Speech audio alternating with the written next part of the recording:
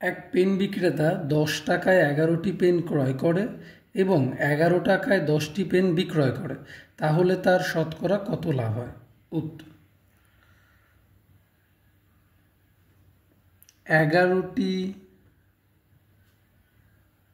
পেনের ক্রয় মূল্য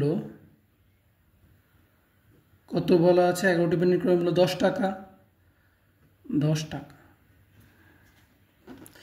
তাহলে একটি পেনের ক্রয় মূল্য 10/11 টাকা। তারপর আবার 10টা পেনের বিক্রয় মূল্য বলেছে 11 টাকা। আবার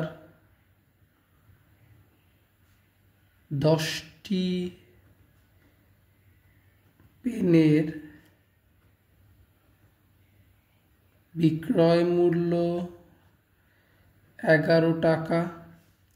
তাহলে একটি পেনের বিক্রয় মূল্য 11/10 টাকা। তাহলে আমাকে প্রশ্নে বলেছে শতকরা কত লাভ হয়, তার মানে লাভ হয়েছে। তাহলে লাভ হয় কত? বিক্রয় মূল্য মাইনাস ক্রয় মূল্য। তাহলে সুতরাং লাভ হয় বিক্রয় মূল্য কত? 11/10। 11/10 মাইনাস ক্রয় মূল্য কত? 10/11। 10/11 টাকা ইজিক্যাল টু, তাহলে নিচের লসাগু হলে হবে 110, আর এখানে 11 × 11 121, আর 10 × 10 100 টাকা। তার মানে 21/110 টাকা। আর আমাদের কি জানতে চেয়েছে? যে শতকরা কত লাভ হয়। তাহলে লাভ পেয়ে গেলাম, এবার শতকরা লাভ বের করে ফেলি। সুতরাং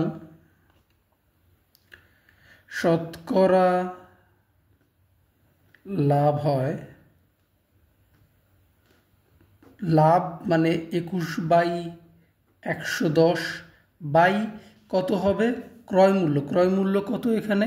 ক্রয় মূল্য এখানে 10/11, তাহলে বাই 10/11। শতকরা বলেছে মানে ইন্টু 100, এত %। তাহলে 21/110, এটা ইন্টু হলে উল্টে যাবে, 11 চলে যাবে উপরে, 10 চলে আসবে নিচে, ইন্টু 100, এত %।